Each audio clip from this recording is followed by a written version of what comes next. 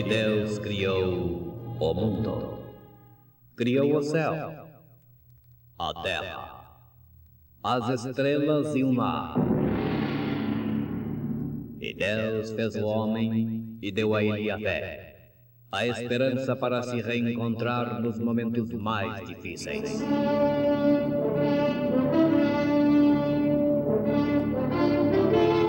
E num esforço supremo para levar Deus até você, aqui está o pregador da fé.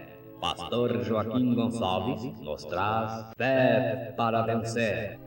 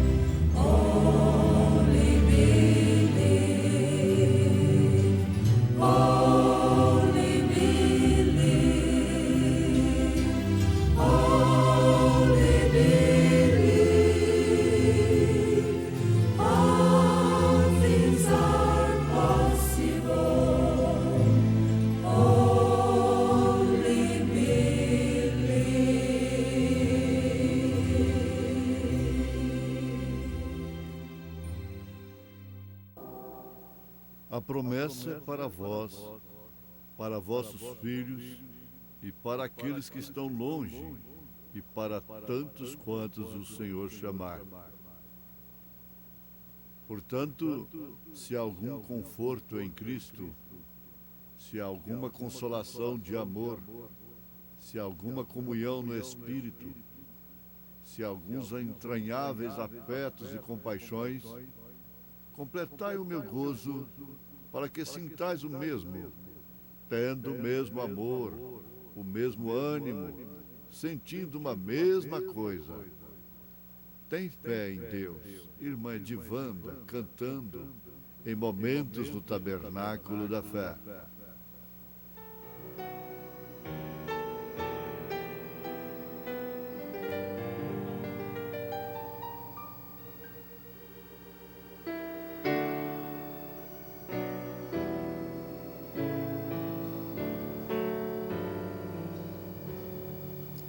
Tem fé em Deus, se atreva o oculta o sol. Tem fé em Deus, se o dia está a findar. Tem fé em Deus, à noite ou no arrebol. Tem fé, amigo, em Deus. Tem fé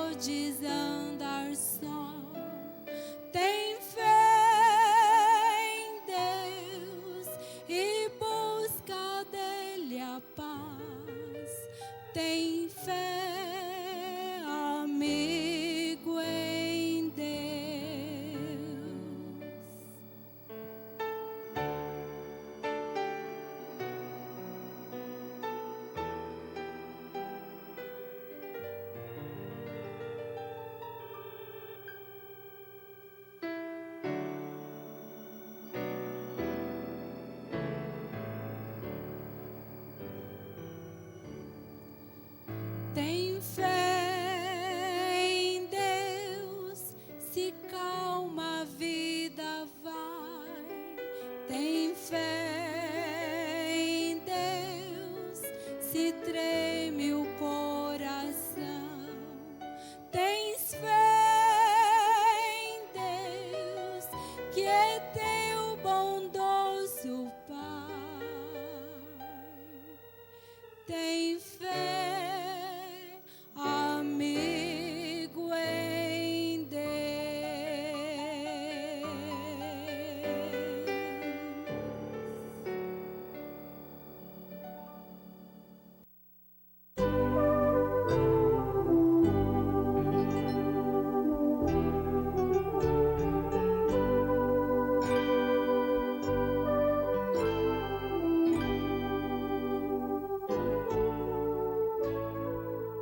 A promessa é para vós, para vossos filhos e para aqueles que estão longe e para tantos quantos o Senhor chamar.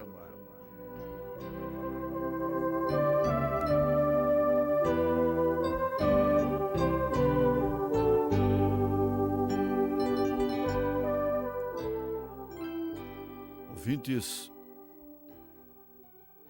uma convicção desta, uma coisa tão preciosa como esta, deve ser repetida. Nunca é demais superenfatizar as promessas de Deus, especialmente se tratando do que São Pedro disse em Atos dos Apóstolos, capítulo 2, a partir do verso 37. Um certo Batista, reverendo, ministro Batista, chegou ao irmão Brana depois de uma reunião e desafiou o profeta, dizendo para ele: irmão Brana, há uma coisa que sou contra o Senhor. Irmão Brana, o profeta desta era,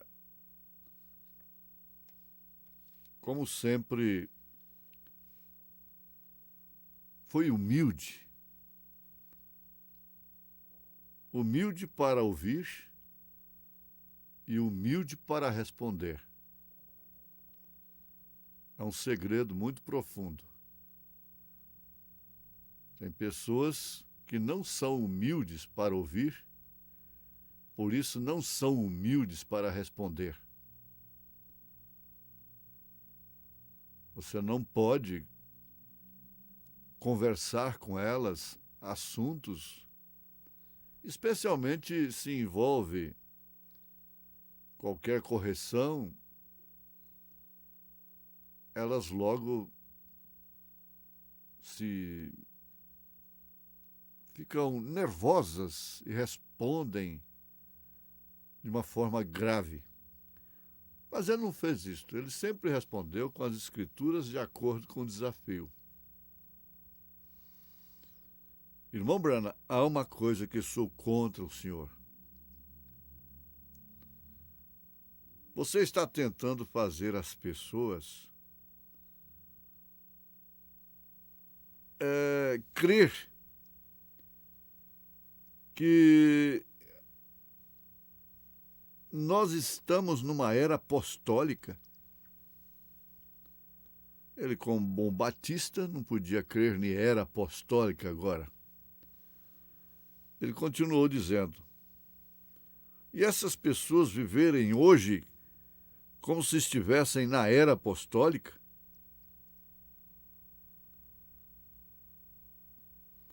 E afirmou com bastante coragem mesmo, diante do profeta de Deus: a era apostólica terminou com os apóstolos. Irmão Brana simplesmente disse: foi mesmo? Ele disse: sim, exatamente. A irmã Brana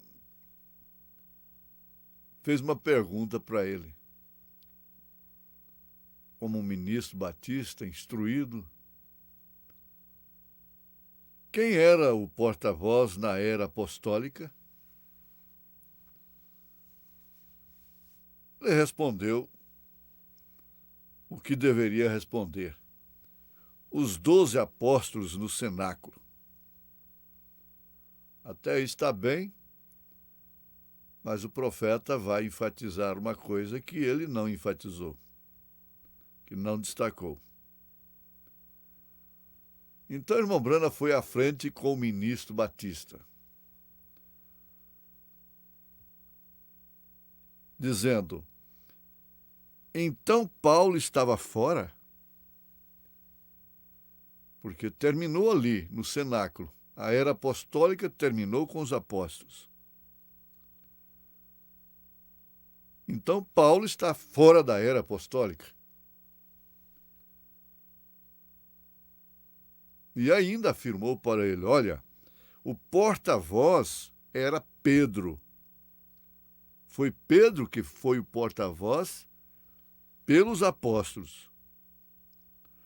E Pedro disse no dia de Pentecostes, quando eles viram tudo aquilo acontecendo e o Espírito Santo operando, ele disse em Atos 2, a partir do verso 37, 38, 39. Hein?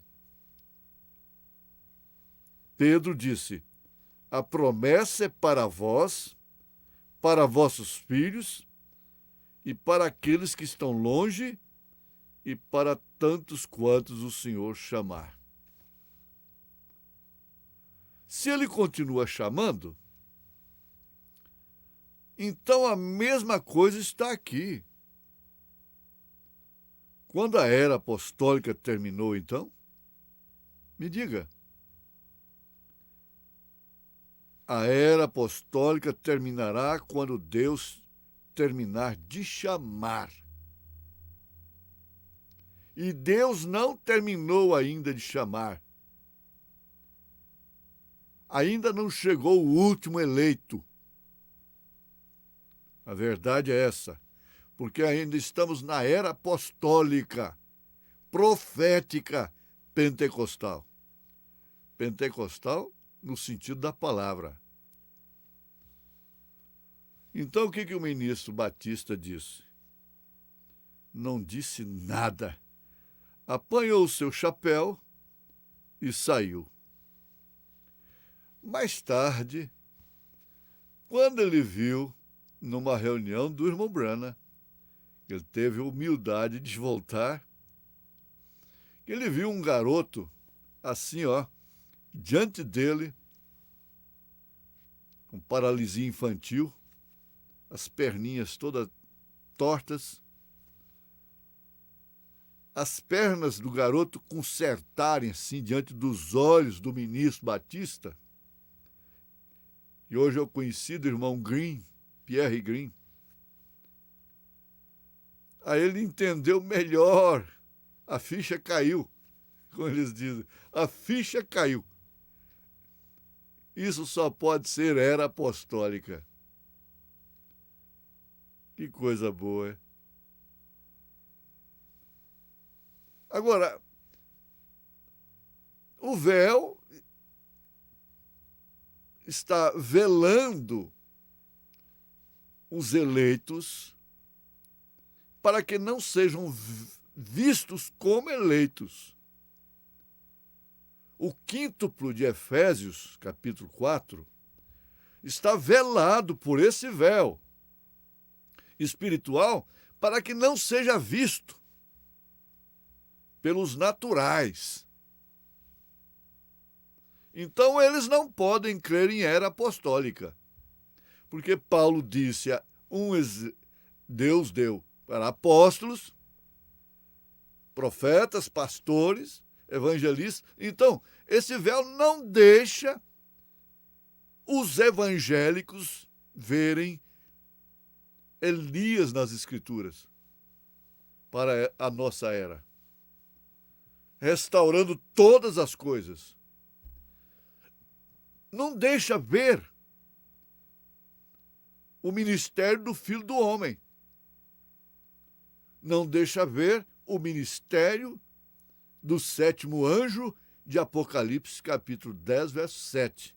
Portanto, se você vai a um deles, eles vão dizer, ou ele vai dizer, que é falso, que não existe mais profeta, que os profetas foram até João. Eles não sabem que até João foram os profetas da lei. Mas da graça, depois Jesus disse: eis que vos enfio apóstolos e profetas. Eles entendem que profeta é esse que fala: eis minha serva, vou arranjar um casamento para você. É isso que eles entendem por profeta. Ora, que isso? É o véu que não deixa ver o trono da misericórdia. O véu que não deixa ver o que está no santíssimo lugar. Não deixa andar sob a luz da Shekinah.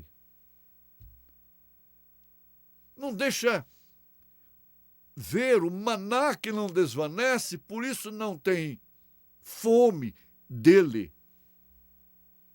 Foi isso que Jesus disse. Quem tem fome, vem a mim.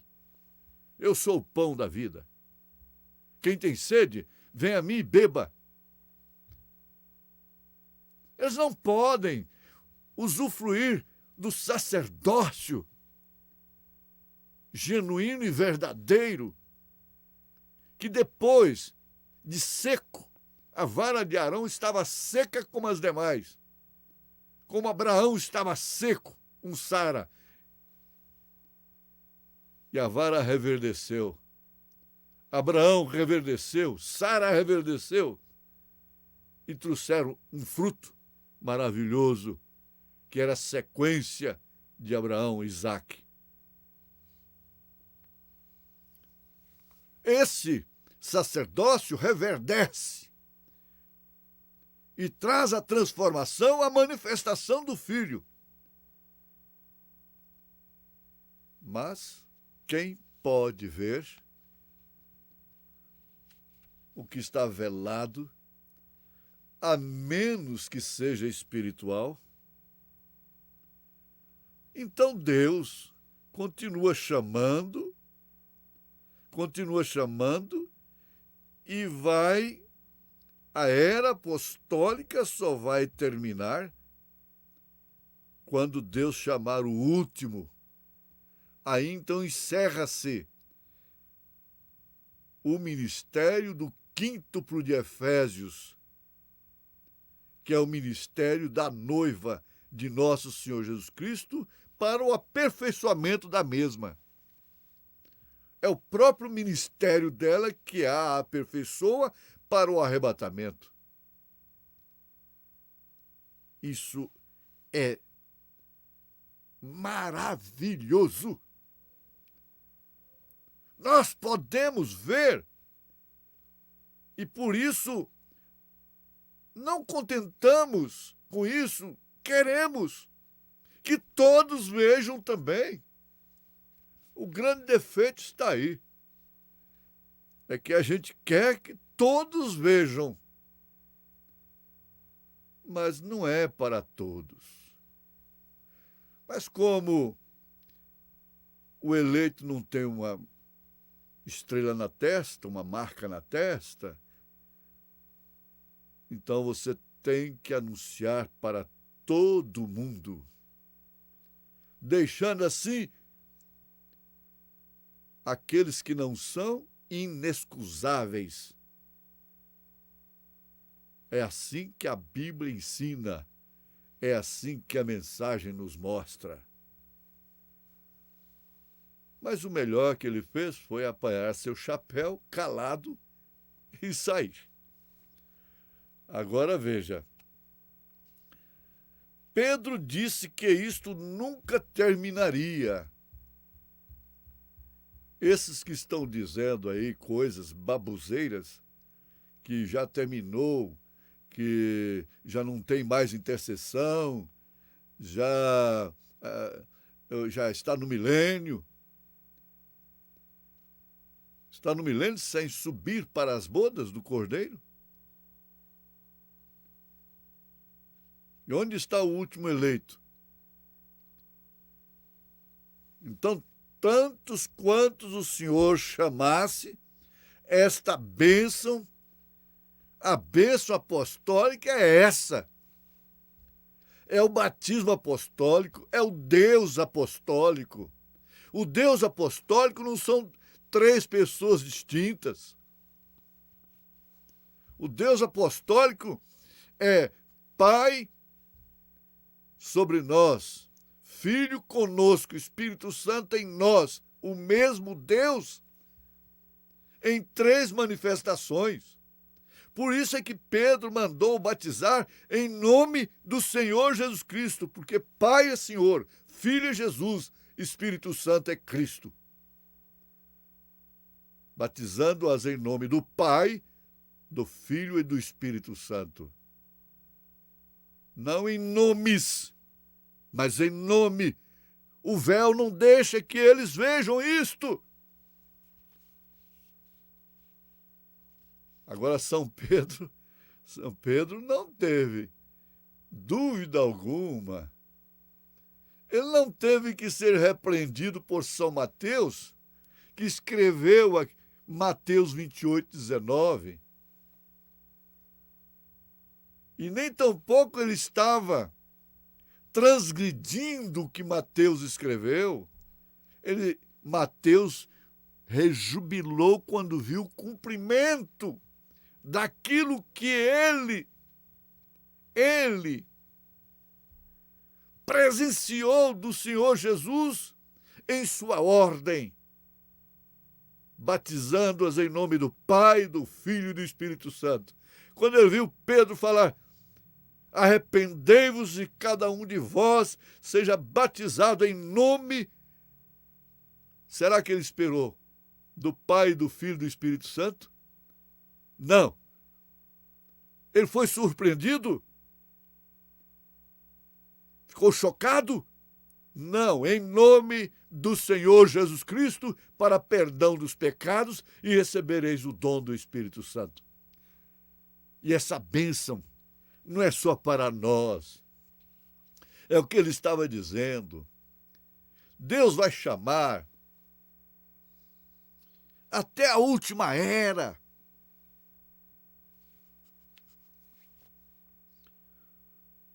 Ah, sim. Não prejudica ninguém a revelação. A revelação simplesmente beneficia. Porque a revelação faz com que você seja velado pelo véu espiritual, que vem em carne humana. Aí sim, cumpre o que Paulo disse a Tito, capítulo 1, verso 15. Todas as coisas são puras para os puros, mas nada é puro para os contaminados e infiéis. Antes o seu entendimento e consciência estão contaminados com credos e dogmas entenebrecidos. Mateus 28, 19 é puro, como Atos dos Apóstolos, capítulo 2, verso 38 é puro, como Atos dos Apóstolos, capítulo 10 é puro, como Atos dos Apóstolos, capítulo 19 é puro. E assim você também é puro. É puro diante de Deus. Paulo disse que estava preparando essa igreja para apresentá-la como a noiva virgem, pura, ao Senhor Jesus Cristo. Em nome de Jesus Cristo. Amém.